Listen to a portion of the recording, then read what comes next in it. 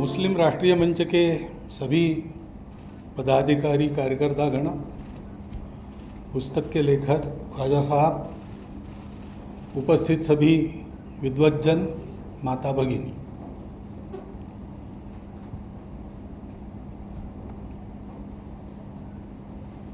ये ऐतिहासिक है कि नहीं मुझे मालूम नहीं, लेकिन सार्वजनिक रूप से इस प्रकार का पुस्तक का लोकार्पण मेरे द्वारा, यानी संघ के किसी अधिकारी के द्वारा, ये शायद पहली बार है। और अटकलें इसकी बहुत लग रही है ऐसा पता चला, इसलिए मैं भाषण के प्रारंभ में ही उन सबको शांत कर देना चाहता हूँ। ये कोई इमेज मेकओवर का एक्सरसाइज नहीं है। पहली बात, संघ क्या है 90 वर्षों से पता है लोगों को, वही संघ है।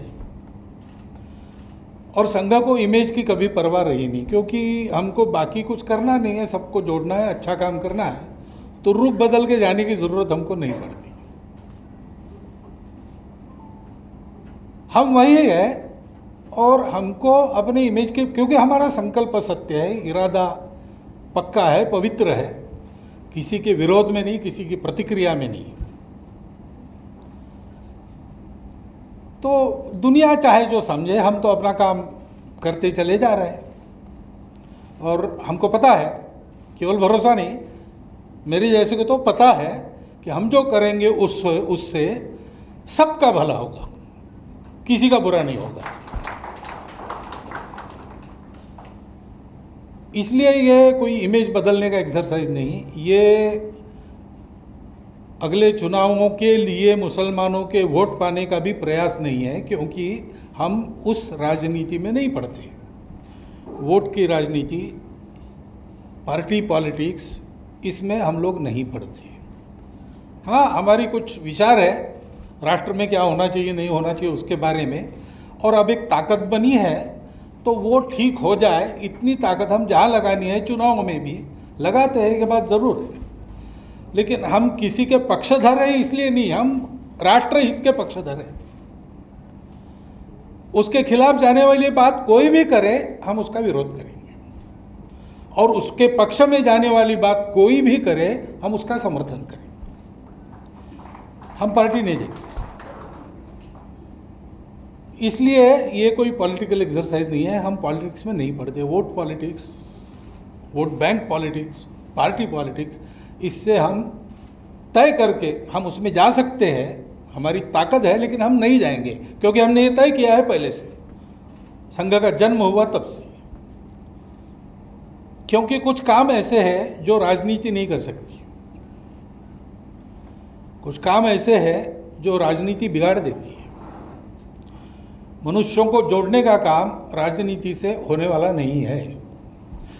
राजनीति चाहे तो उस पर असर डाल सकती है, बिगाड़ सकती है, उतनी मात्रा में राजनीति की चिंता लोगों को जोड़ने वालों को करनी पड़ती है।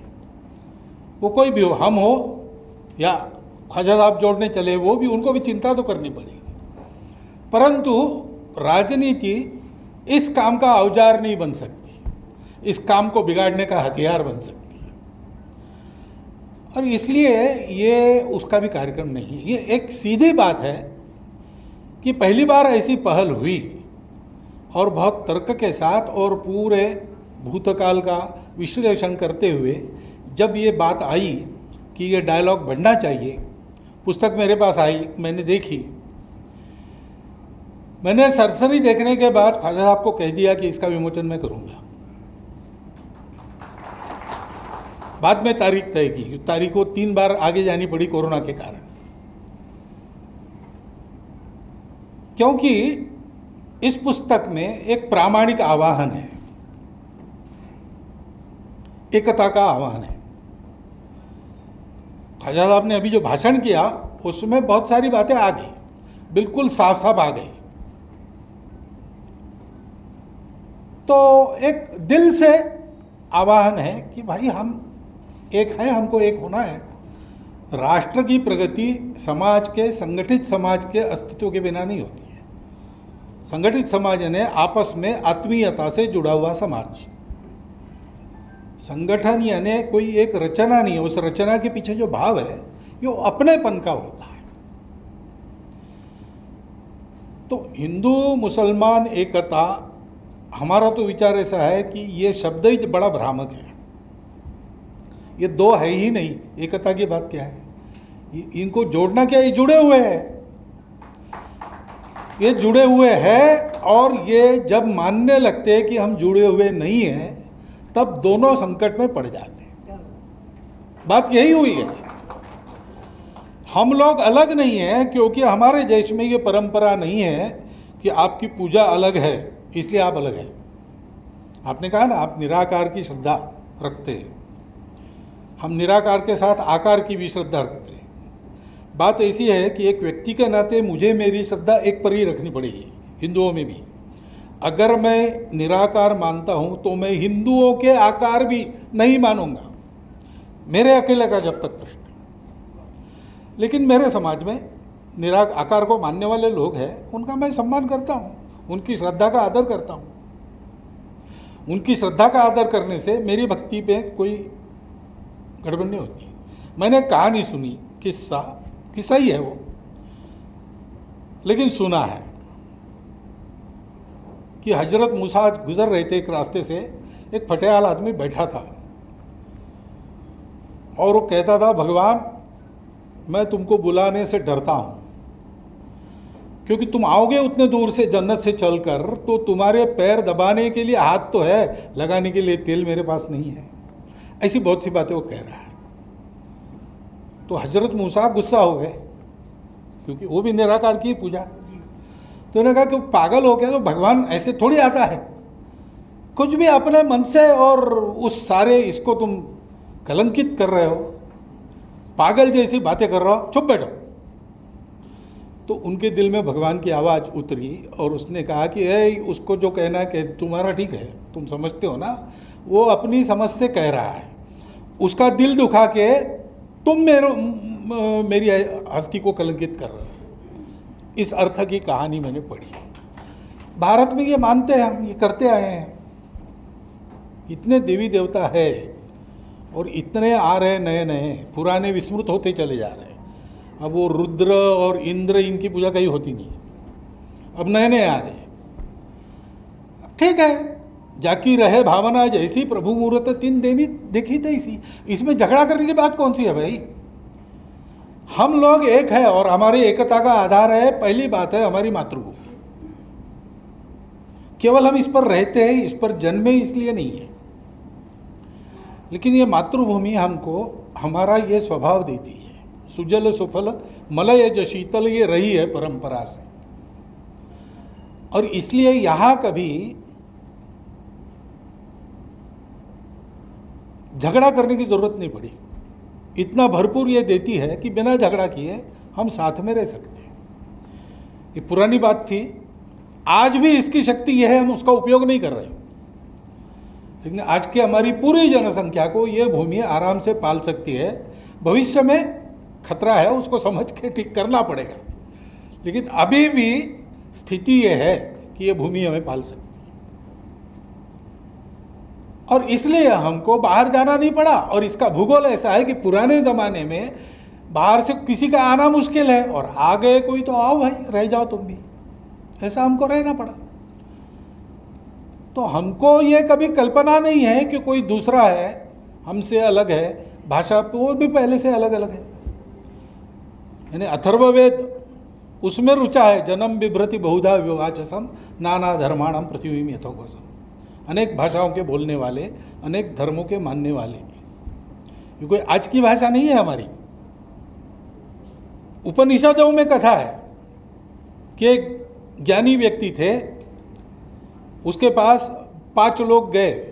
एक पृथ्वी की पूजा करता था, एक अग्नि की, एक वायु की। पूछने के लिए गया कि किसका सा है। तो उसने पूछा, आप किसकी पूजा करते हो? उसने कहा अग्नि की। हाँ, इसीलिए तुम्हारा सब कुछ ठीक चल रहा है, तुम्हारा कल्याण है, तुम्हारे घर में समृद्धि है। दूसरे को पूछा, तुम वायु। हाँ, इसीलिए तुम्हारा कल्याण हो रहा है। तुम्हारे सबको यही कहा उसने। फिर से ये कंफ्यूज हो गए, सही किसका है? हंसकर उसने कहा कि देखो भाई, तुम अपनी अपनी भावना से जिसकी पूजा करते हो वो एक अंश है। वास्तव में जिस पूर्ण के ये अंग है इनके द्वारा तुमको उसको देखना चाहिए। उसको नहीं देखते, इसलिए दूसरों की पूजा को लेकर तुम भ्रम में पड़ जाते हो। ये हमारा देश है, ये हमारी परंपरा है, ये हमारी तहजीब है, और ये हमारे मातृभूमि के कारण मिली है, वो पहला आधार है। और ये परंपरा दूसरा आधार है। और तीसरा आधार है ही, हम समान पूर्वजों के वंशज हैं। अब ये विज्ञान से भी सिद्ध हो चुका है। 40,000 साल पूर्व से हम भारत के सब लोगों का डीएनए, सब लोगों का निरपवाद डीएनए समान है। इस आधार पर आरूढ़ होकर हम जब विचार करते हैं तो मन में अपनापन आता ही है।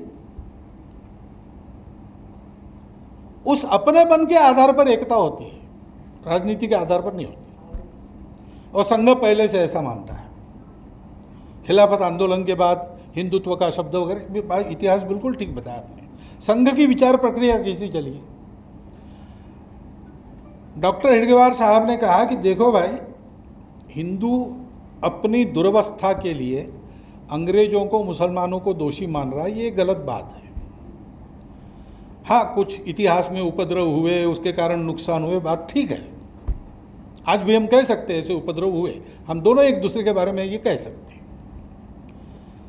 लेकिन डॉक्टर हेडगेवार ने कहा कि तुम अपने देश में थे, तुम अपने देश के मालिक थे, तुम्हारी संख्या इतनी है, तुम्हारे पास इतने उच्च विचार है, फिर भी अपने घर में तुम्हारी हालत ये हुई, तुम दूसरों को कैसे दोष लगा सकते हो? तुम में कुछ कमी होगी, उसको सुधारो। संघ का विचार ये है। ये जो संघ के बारे में अपने देश के तथाकथित अल्पसंख्यकों को, तथाकथित में इसलिए कह रहा हूँ कि वो एक ही समाज के, हमारे ही समाज के, हमारे अपने भाई है, ये वास्तविकता है। और कभी भी भाषा, पंथ, प्रांत, संप्रदाय, धर्म के नाम पर हमने किसी को कम या ज़्यादा नहीं कहा, लेकिन है आज की माइनॉरिटीज, उनको कहा जाता है। लेकिन इन सब लोगों सहित हमारा जो एक समाज है, वो हिंदुओं के देश में हिंदुओं की हालत ये हो गई, इसके कारण ये नहीं है। ये संघ की विचारधारा है, और उन तथाकथित अल्पसंख्यकों के मन में ये डर भरा गया है कि संघ वाले तुमको खा जाएंगे। दूसरा एक डर लगता है कि हिंदू मेजॉरिटी देश में आप रहोगे तो आपका इस्लाम चला जाएगा, ये भी बताया जाता है। अन्य किसी देश में ऐसा होता होगा, मेजॉरिटी माइनॉरिटी होगा, हमारे यहाँ ऐसा नहीं है। हमारे यहाँ जो जो आया है वो आज भी मौजूद है, किसी भी कारण आया हो, लेकिन आया है और रहा है तो मौजूद है। और इस भूमि की परंपरा, यहाँ के समाज का स्वभाव और इस कारण उसने बनाया संविधान भी उनके यहाँ के अस्तित्व की गारंटी देता है। क्योंकि समाज वैसे मानता है आज भी। कुछ ज्यादतियां अगर होती है मेजॉरिटी की ओर से माइनॉरिटी की ओर, तो मेजॉरिटी से ही उन आतताइयों का विरोध होता है। मैं बहुत आग बबूला होकर भाषण करके हिंदुओं में पॉपुलर तो हो सकता हूं, लेकिन हिंदू मेरा साथ नहीं देगा कभी, क्योंकि वो आततायित्व पर चलने वाला नहीं है। वो जानता है कितना भी अलग है और अपना शत्रु भी है तो भी उसका जीव है तो उसको जीने का हक है। तो लड़ाई भी होती है, और लड़ाई में हारने के बाद वो माफ करो कहता है तो उसको शरण देना है। ये परंपरा है। और इसलिए ये डर छोड़कर, मैंने दिल्ली के भाषण में भी कहा था, वहां मैंने कहा कि अगर हिंदू कहते कि यहाँ एक भी मुसलमान नहीं रहना चाहिए तो हिंदू हिंदू नहीं रहेगा, तो इसलिए कहा था। और ये मैंने संघ में पहली बार नहीं कहा है, ये डॉक्टर साहब के समय से हमारी चलती आई हुई विचारधारा है। हर बात को बोलने का वक्त होता है तो उन्होंने दूसरों शब्दों में कहा, गुरुजी ने और शब्दों में कहा, बाड़ा साहब ने कहा, ये चलते आया है। और संघ छोटा था तब उसकी बात सुनी नहीं गई। आज संघ इतना बड़ा है कि संघ के शीर्ष पर मुझे रखा गया है, इसलिए मैं बोलता हूँ तो सारी दुनिया सुनती है। लेकिन ये विचार मेरा नहीं है, ये विचार संघ की विचारधारा का अंग है, क्योंकि हिंदुस्तान एक राष्ट्र है। यहाँ हम सब लोग हैं, सबके अलग अलग इतिहास भी होंगे, पृष्ठभूमि के होंगी, लेकिन पूर्वज सबके समान है। स्वार्थ अलग अलग होंगे, लेकिन समाज एक है। स्वार्थों पर एकता होती नहीं, सौदे पर एकता होती नहीं। एकता इस एकत्व के आधार को अपने मन में पक्का बिठाने से होती है। इश्यूज है, उस पर मत आपके अलग अलग हो सकते हैं। प्रजातंत्र में व्यवस्था है, उनकी अभिव्यक्ति कर सकते हैं, उनके लिए संघर्ष कर सकते हैं, विजय पा सकते हैं, कोर्ट में जा सकते, सब कर सकते हैं। लेकिन एकाधे मामले में आपका मेरा मत अलग है और परस्पर विरोधी है, इसलिए हमारा समाज नहीं बदल रहा, हम एक ही समाज के हैं। इस बात को पक्का समझ के हमको चलना चाहिए। पहल अनेक बार हुई अपने देश के इतिहास में। अब लोगों को पता चले इस ढंग से इस्लाम भारत में आया, वो आक्रामकों के साथ आया। अभी इतिहास का आपका भी कोई इलाज नहीं, मेरा भी इलाज नहीं। जिस दिन ऐसा हुआ उस दिन से हिंदू और जो नहीं हिंदू, ऐसा यानी मुसलमान, उनको जोड़ने का उस दिन से प्रयास चला है। आप गुरु नानक देव जी की वाणी देखिए, उसमें कितनी बातें ऐसी हैं, हर संत की है। छत्रपति शिवाजी महाराज के समकालीन तुकाराम महाराज और रामदास स्वामी दोनों के अभंग है। अभंगों में वो कहते हैं कि तुम अल्लाह अल्लाह कर रहे हो, तुमको अल्लाह क्या है मालूम नहीं है, वो हमको मालूम है, कोई अलग नहीं है, क्यों झगड़ा करते हो। इस प्रकार के अभंग है। ये सतत प्रयास रहा है, लेकिन क्यों नहीं हुआ आज तक। मेरा विश्लेषण ऐसा है कि ये राजनीति के द्वारा नहीं हो सकता, ये सत्ता के द्वारा नहीं हो सकता। ये तो हम समाज के समझदार लोगों को हौसले के साथ लंबे प्रयास करने के बाद होगा, क्योंकि जो इतिहास दुर्भाग्य से घटा है वो लंबा है, जख्म हुए हैं, उसकी प्रतिक्रिया तीव्र है। सब लोगों को समझदार बनाने के लिए समय लगता है, लेकिन जिनको समझ में आता है उनको डटे रहना चाहिए, उनको आवाज़ बुलंद करनी चाहिए। इसके खिलाफ अगर इस सारी एकता को बाधा लाने वाली, देश के हित को बाधा लाने वाली बातें होती है, तो हिंदू के विरुद्ध हिंदू खड़ा होता है। लेकिन ऐसा हमको पता नहीं, मैं इतना ही कहता हूँ कि ऐसी कोई बात हो गई तो मुस्लिम समाज का समझदार नेतृत्व ऐसे आतताई कृत्यों का निषेध कर रहा है, करता होगा अंदर, मुझे पता नहीं, बाहर नहीं आता है। यह भी एक प्रचार का ही खेल है। जैसे आपको संघ के बारे में और ये जो बताया गया, आप आएंगे अंदर तो आपको दिखेगा कि गलत है। वैसे हो सकता है कि हमको भी कई बातें जो पता चलती है वो गलत हो, लेकिन दिखता तो है नहीं। तो इसलिए हम समझदार लोगों को डट के बातें करनी पड़ेगी। तो दिल्ली के भाषण में मैंने जो कहा, मुझे पता था, उसके बाद स्वयंसेवक भी कहेंगे कि ये आप कहाँ से कह रहे हैं, लेकिन है बंच ऑफ थॉट्स में है ये सारी बातें। और स्वयंसेवक ये जानता है कि हम हिंदू संगठन है, हिंदुओं को शक्तिशाली बनाना चाहते हैं, लेकिन हमारी दृष्टि जो है वो हिंदू की दृष्टि है ना, वसुधैव कुटुंबकम है। तो हमारे देश के अपने लोगों को तो जो आपने कहा सॉल्यूशन तो वही है। डिस्कॉर्ड एक अभी सॉल्यूशन नहीं हो सकता, डायलॉग यही सॉल्यूशन हो सकता है। कभी भी संघर्ष से होता नहीं, नुकसान ही होता है। तो कभी ना कभी एक दूसरे को समझकर मिलकर अपने देश को बड़ा बनाने के लिए सबको साथ चलना ही है। अब ये बात अनेक बार हुई, लेकिन कई बार डायलॉग का एक अर्थ ऐसा भी है, ऐसा मैंने सुना, सही है कि गलत है मुझे मालूम नहीं, लेकिन सही है तो बड़ी भयंकर बात है। चर्च के पैराडाइम से ये डायलॉग शब्द आया, ऐसा कहते हैं। तो उसमें ऐसा है कि लोगों को कन्वर्ट करने के लिए तैयारी करने का समय मिले, इसलिए बातों में उलझा के रखना, ये भी एक अर्थ होता है उसका। ऐसे भी किसी ने उपयोग किया होगा तो पता नहीं मुझे, लेकिन डायलॉग करने के पीछे स्वार्थ नहीं चाहिए, हमको कुछ पाना नहीं है, हमको कुछ पाना नहीं है। ये देश अपना है, ये समाज अपना है, उसके भलाई के लिए ये करना आवश्यक है। कोई माने ना माने, हमको करना है। हमारा क्या होगा हमको परवाह नहीं, हमारा कुछ भी हो जाए, हमारे समाज का तो भला ही होगा। इस ढंग से खड़ा रहना पड़ेगा। एकता की आधार भूमि अपनी मातृभूमि, अपनी ये परंपरा संस्कृति और हमारे समान पूर्वज, उनका गौरव।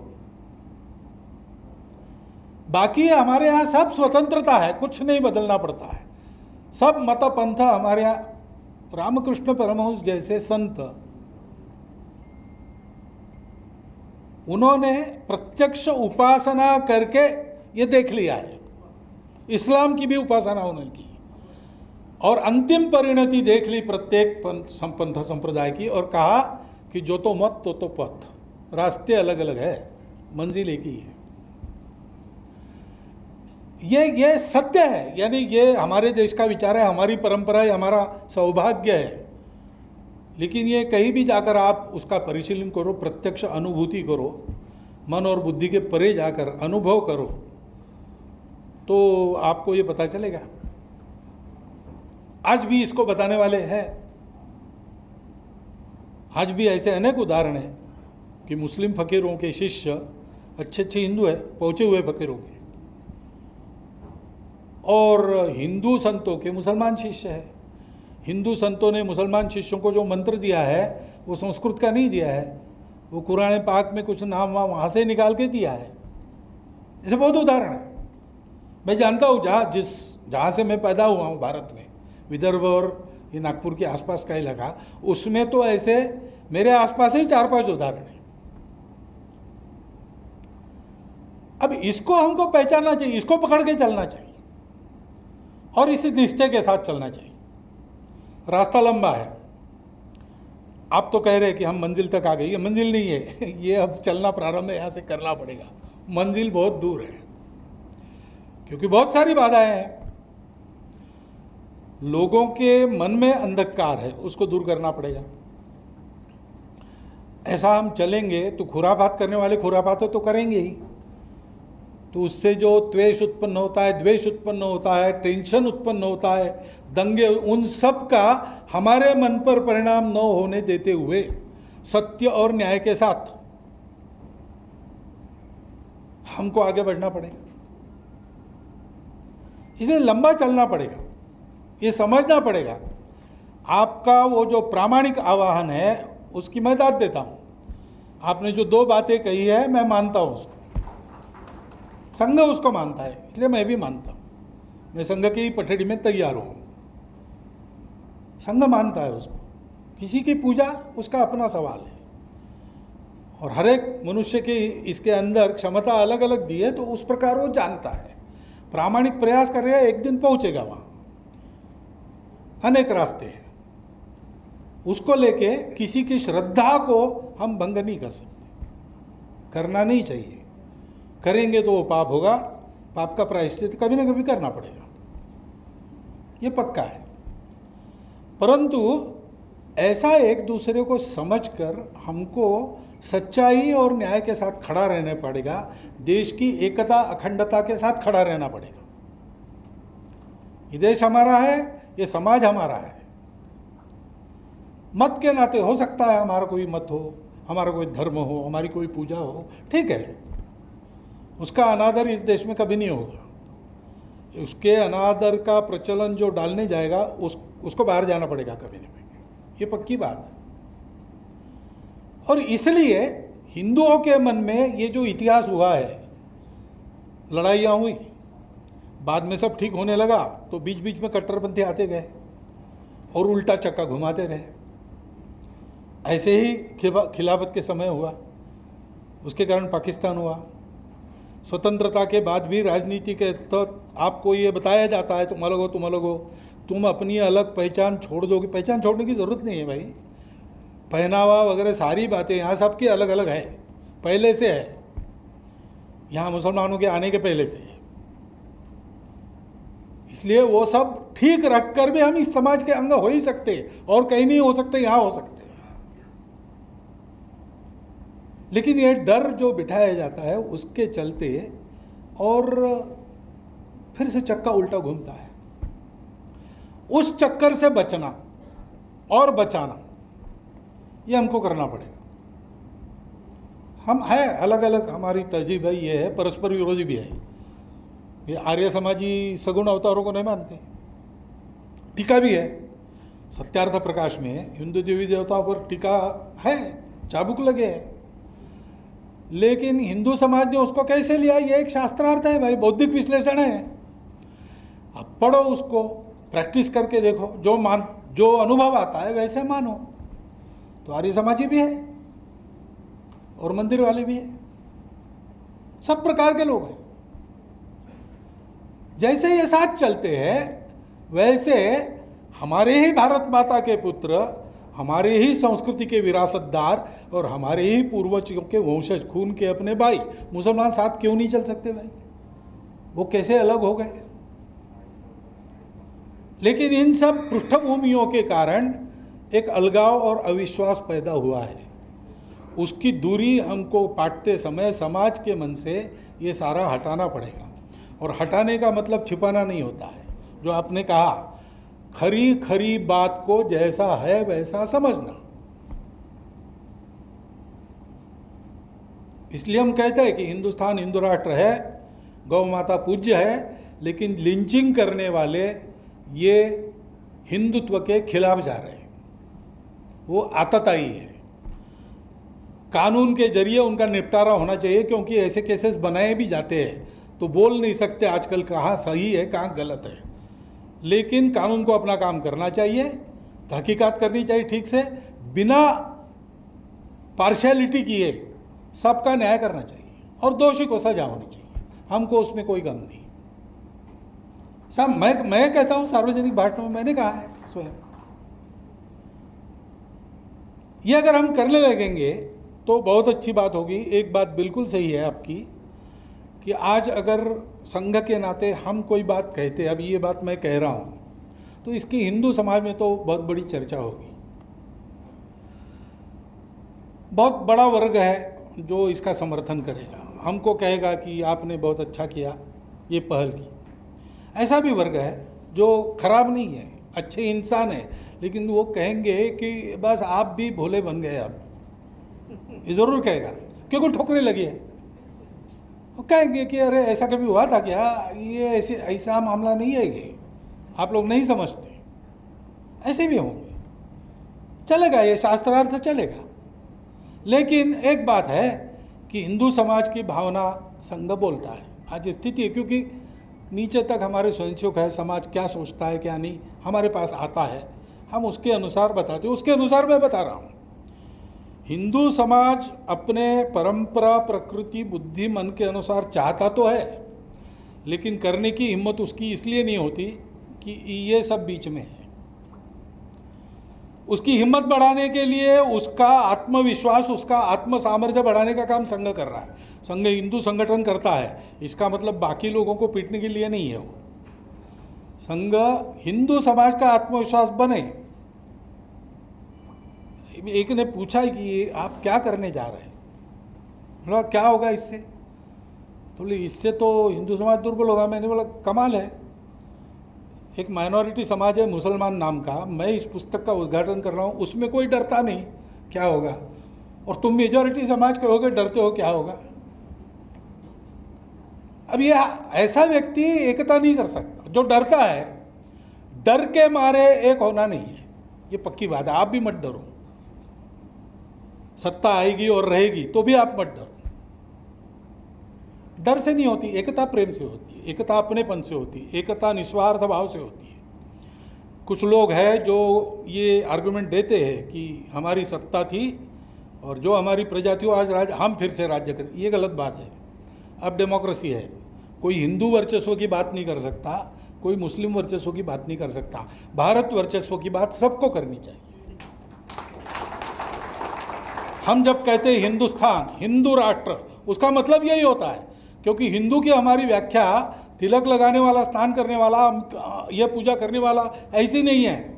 जो भारत को अपनी मातृभूमि मानता है, जो भारत के पूर्वजों का विरासतदार है, संस्कृति का विरासतदार है, वो हिंदू है हमारे लिए।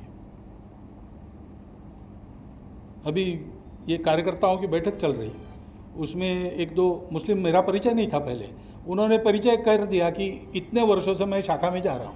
है हमारे यहाँ, हम लिस्ट नहीं रखते, अलग किसी की नहीं रखते, ब्राह्मण की नहीं रखते, माली की, तेली की, किसी की नहीं रखते, मुसलमान की भी नहीं रखते, लेकिन देश भर में है।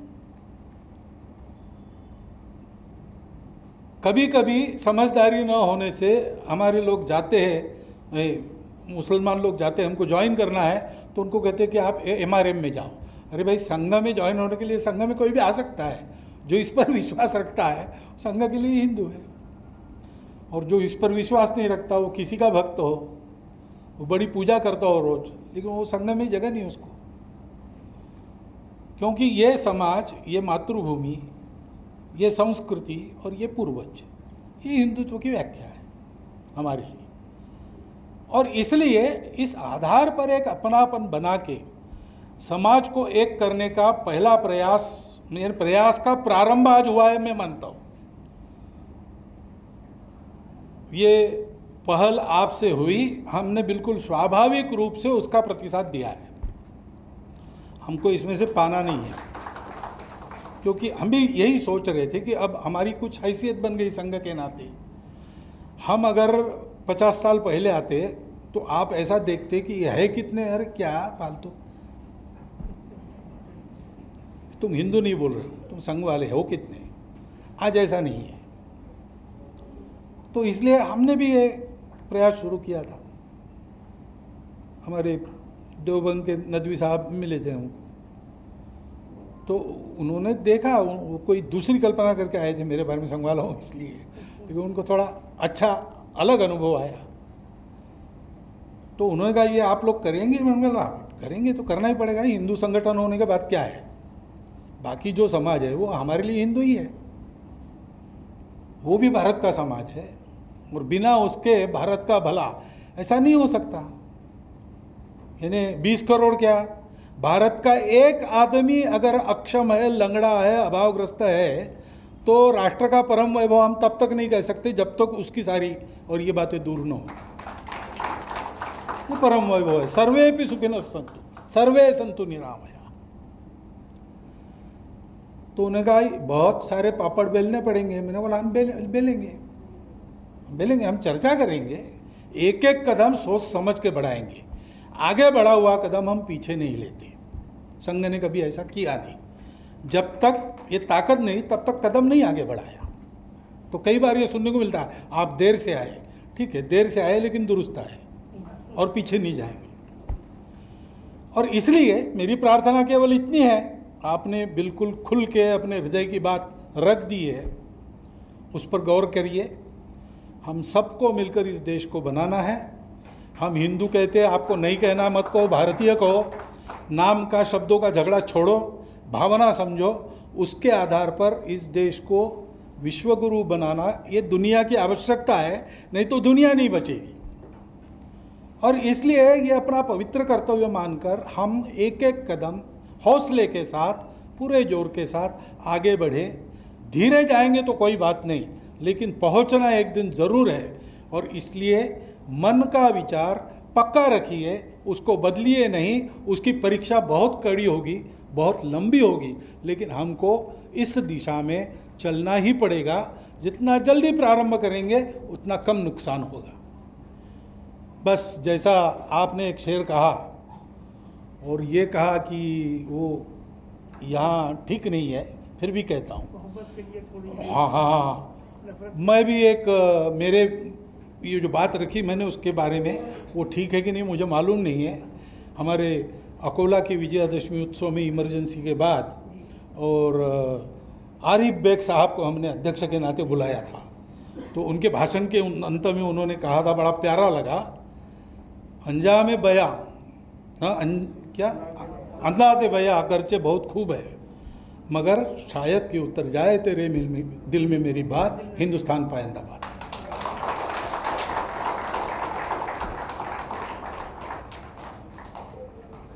बहुत बहुत धन्यवाद।